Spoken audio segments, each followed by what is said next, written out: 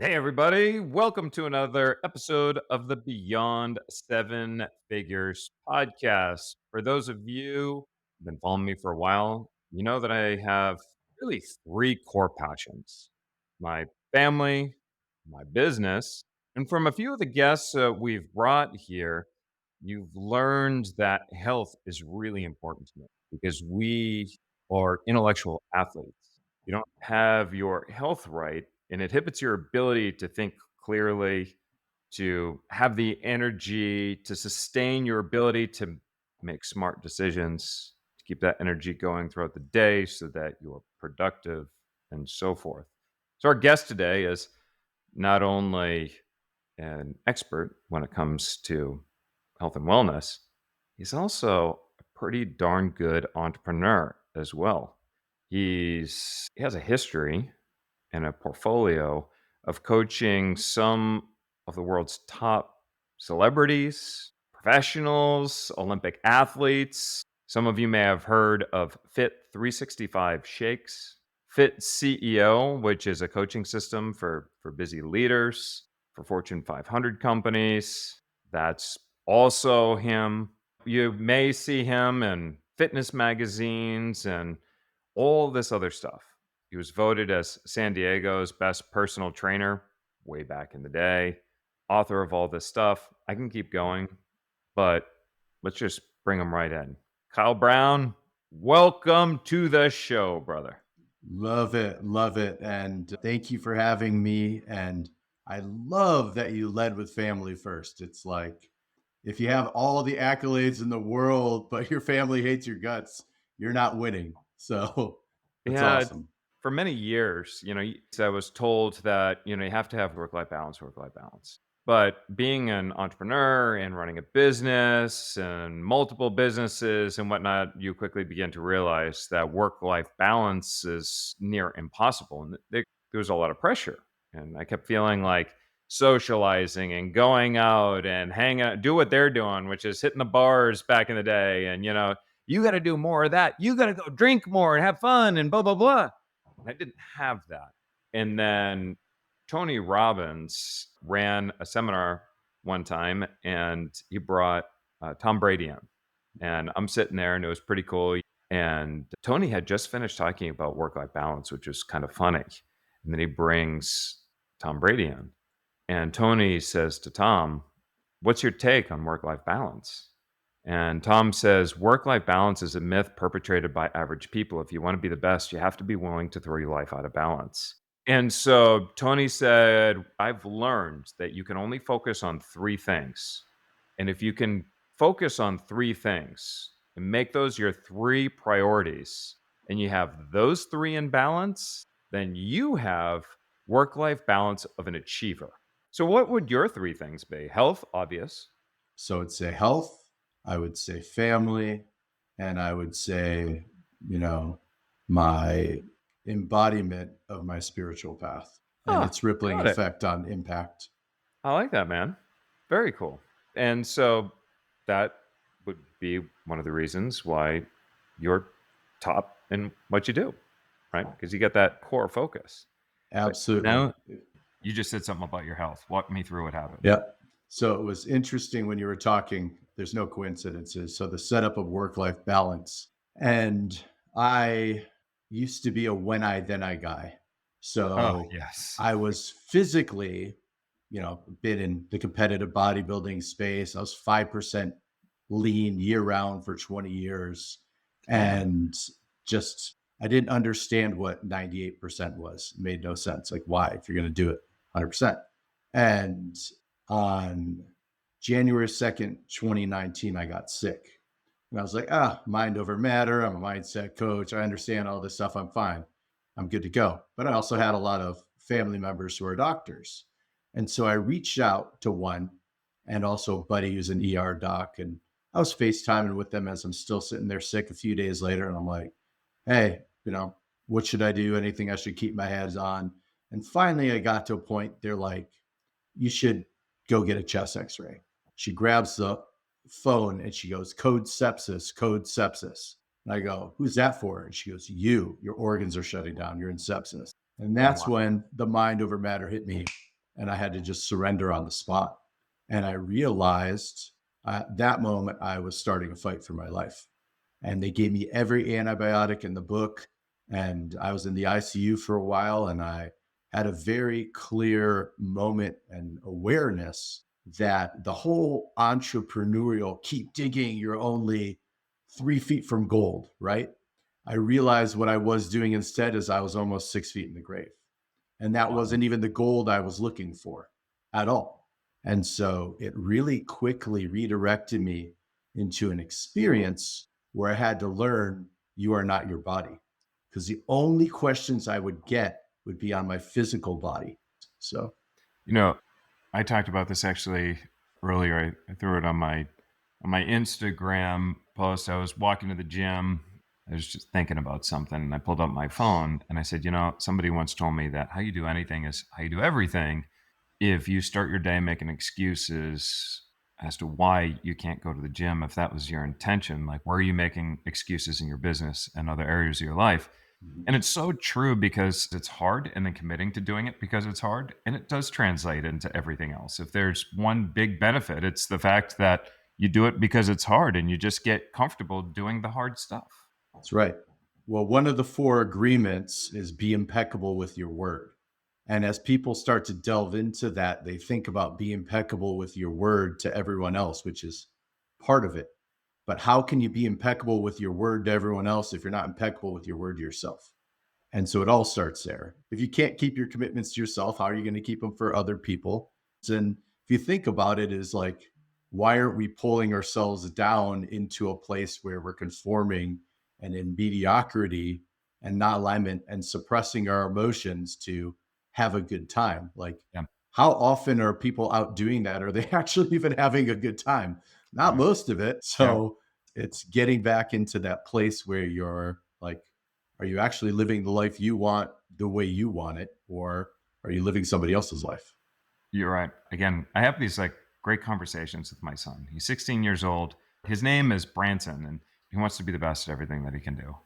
We have this conversation about, am I doing it the right way? Should Mhm. I be doing something different? And I'm trying to work out these thoughts and these ideas and everything through my head right now to make sense of it. Not saying that I'm wrong or right. Like I'm just asking questions because I'm 16 and I haven't figured out life. Right. A good And question to bring to his attention would be, do you want to peak right now, like a lot of these kids are going to, where this is the best that life gets? Or do you want to experience the gratitude that happens when these kids come to you and ask you for a job? yeah, and that goes into a whole other conversation that we had too. But I said to him, I go, Branson, how much room is there at the top of the mountain? If you think of a mountain, how much room is there at the very peak of the mountain? And he's like, not a lot of room. I said, right. But at the bottom of the mountain, there's a lot of room, right? He says, yeah, I go, the higher you raise your standards, what you're going to find is that the number of people that are willing to go the distance with you will get smaller and smaller and smaller. But the quality of the relationships that you have Mhm. at that level will get deeper and deeper and deeper. And that's just kind of the way that life works. Hang out with some great people like yourself and, other, you know, they all share a similar philosophy as, what we do. And the richness of those relationships, what you start to realize is that richness and quality isn't a quantity game. It's not, I need to have every car, I need to have everything, I need to have every friend. It's more being an Yeah. equalitarian is a great nutritional philosophy, right? Eating good rabbits, eat the good stuff. And it's also a lifestyle philosophy. Everything is like that. And Yeah. again, I don't think there's any coincidence you named him Branson. I had the benefit of spending some time at Necker Island with Richard. What inspired me the most about him was this. He's in the middle of a conversation, and all of a sudden, he sees his son call his phone. He says, please excuse me for a minute. It's my son. And he steps away from everybody to take that call because family first. Mhm. And what is so awesome is that he embodies all of those things behind closed doors And in the case of your son, it's not that he's sacrificing fun now, it's that he is finding fun in creation, in opportunity, in Oh, for sure. leadership at 16. And then that dynamic play fun will be unbounded by the time he becomes an adult versus restricted to, do I go to the bar? Do I go to the bowling alley? Or do I go sit on a couch watching somebody else play the game that I wish I could play? Awesome. Right? I never know where these conversations are going to go. Right. So went for a walk. And so I was like, how many shoulds do you have right now in your life? I want you to kind of think about things right now. Like when you're faced with a decision, you could go with your trainer and be the best kart racer you can be. Or you can go out late tonight and, you know, show up to the track a little bit later, give it a good effort, but it won't be your best. What is it? And he goes, 100%. The long game is I need to be at the track.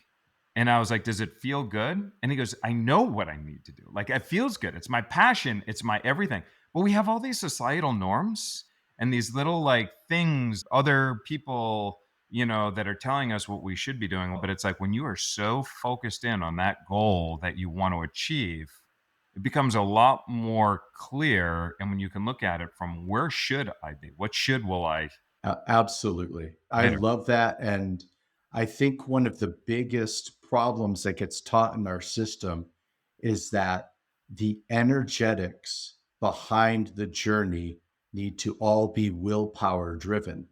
And I think people look at it through the wrong lens because willpower leads to burnout. What's going to light you up? What's going to make you feel better? What's going to be happier? Where are your passions? Remember where your passions are.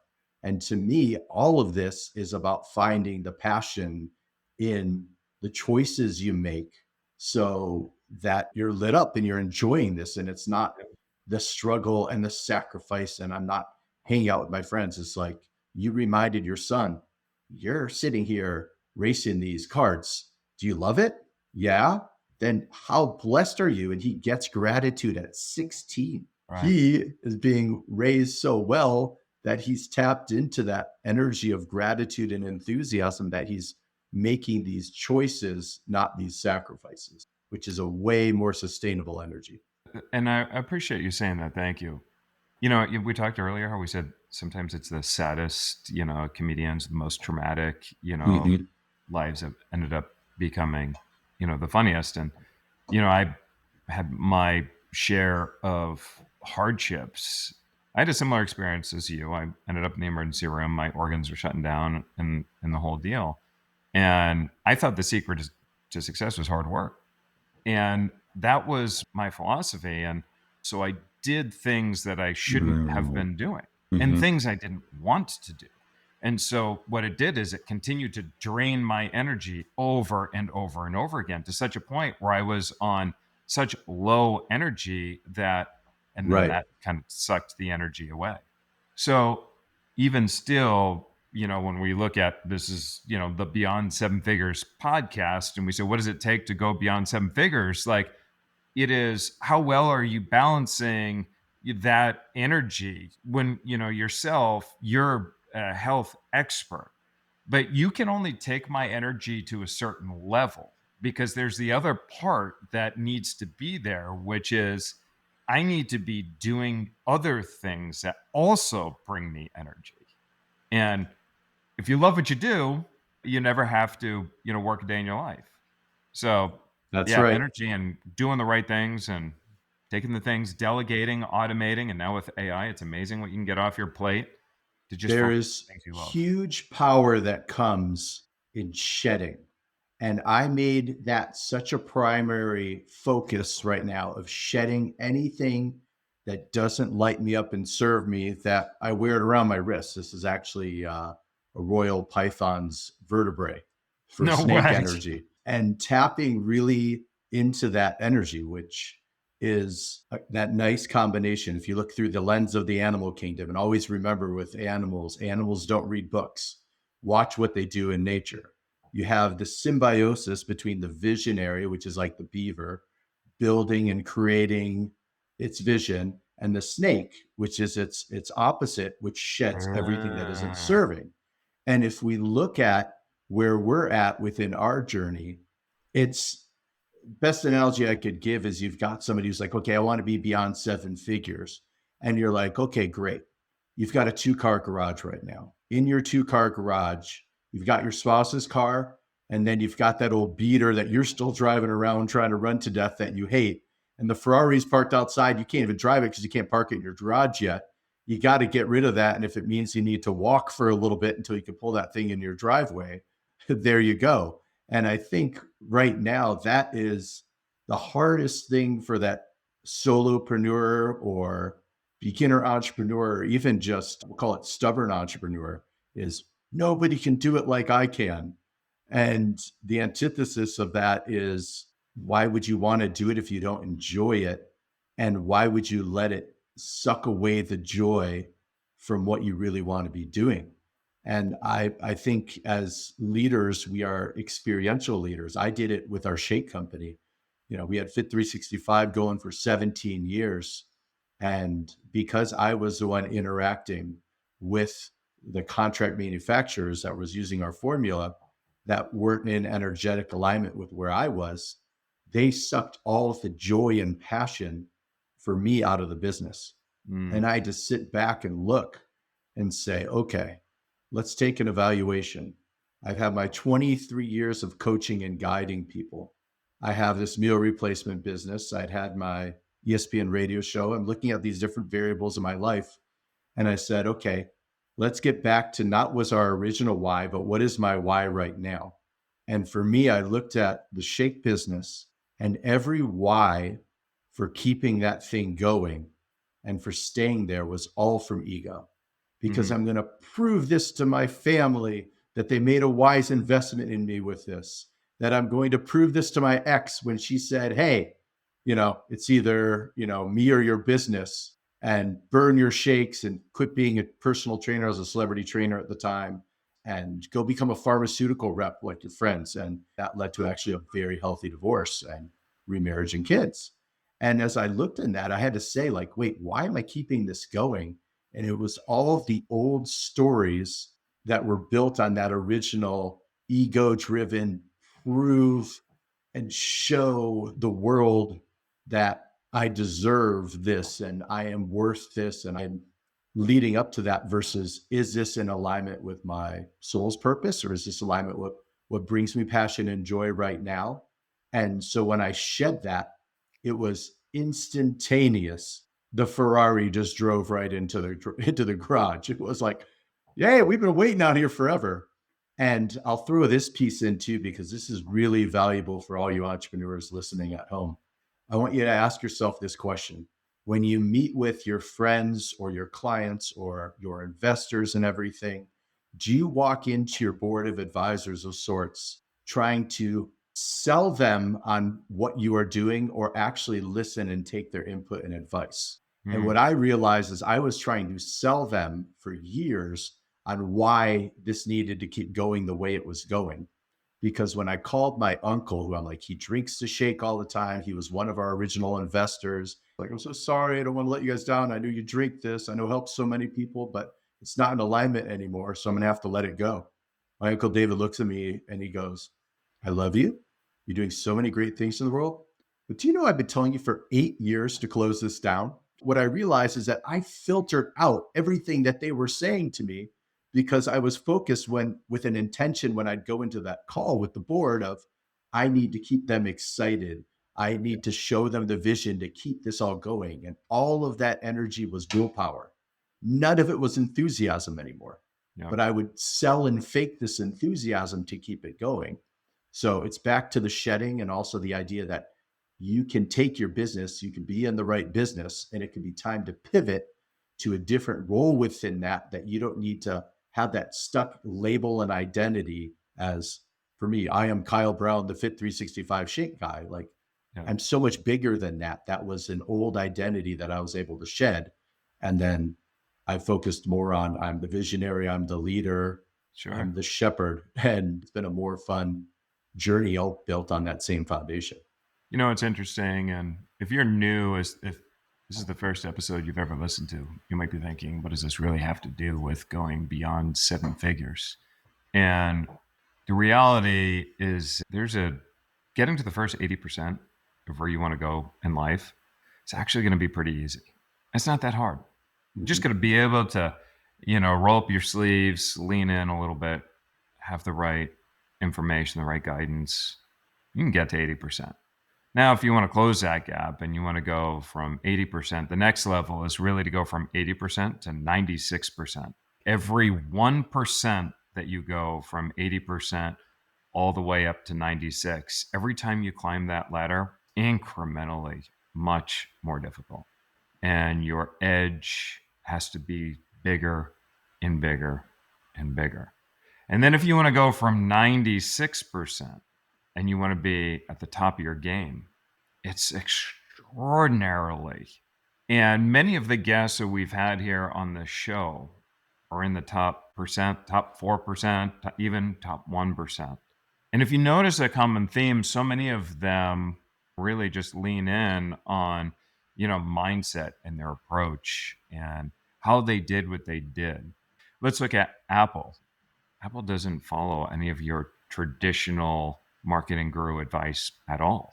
They just have a great way of creating demand, a great way of Mhm. nurturing demand. They do things well. They're able to do things so well and they're so authentic and they create this tribe that they'll release a new product and people will sleep on the side of the streets. They will get people out of bed at 3 o'clock in the morning. So you'll be the first ones to, press the add to cart button. They're going to turn around in the middle of a recession like they did in 2008, launch one of the most expensive smartphones that the world had ever seen. And people still lined up to do business with them. So the question is when you look around, you say, what is it that has the top of the top? That's right. You look at in 2020, the difference between the companies that crushed it, did really, really well, regardless of the industry, travel, restaurant, they changed their mindset. And from changing their mindset, it's funny, you change your lens and you can see opportunities that other people can't see. That's where the magic is. The magic is when you can see things. You can only do that when you have the right mindset that can kind of guide your vision and your decision making and so forth.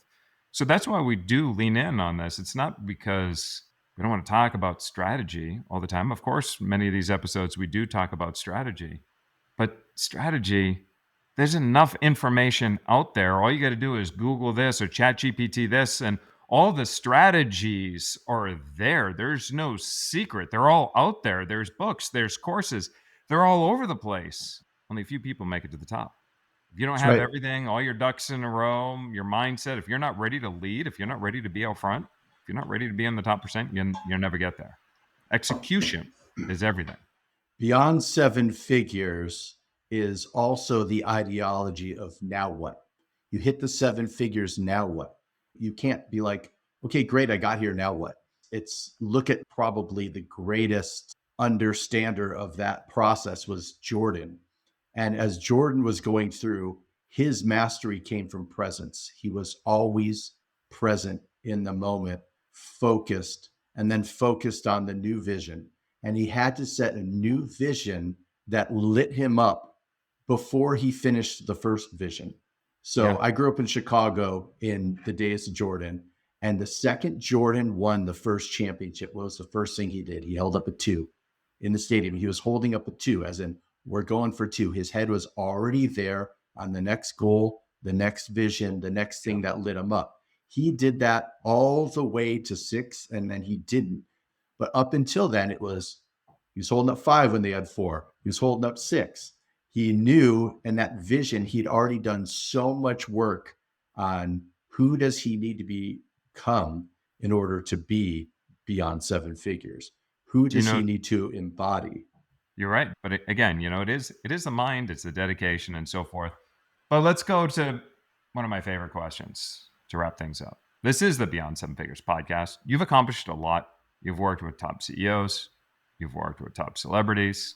You've worked with Olympians. What's your biggest best tip for those listening who want to take their business beyond seven figures? Mm. Biggest thing that you can tune into is that we can't vibrate at two different frequencies at one time, meaning you can't be all enthusiastic about your business and not love yourself. So you really need to start with self love. I have watched pro athletes, I've watched musicians that I've gotten the pleasure of working with completely self sabotage because there's not only the bottom of whatever your rock bottom is, there's that upper limit that we all set on ourselves. And this space in between is always based on self love.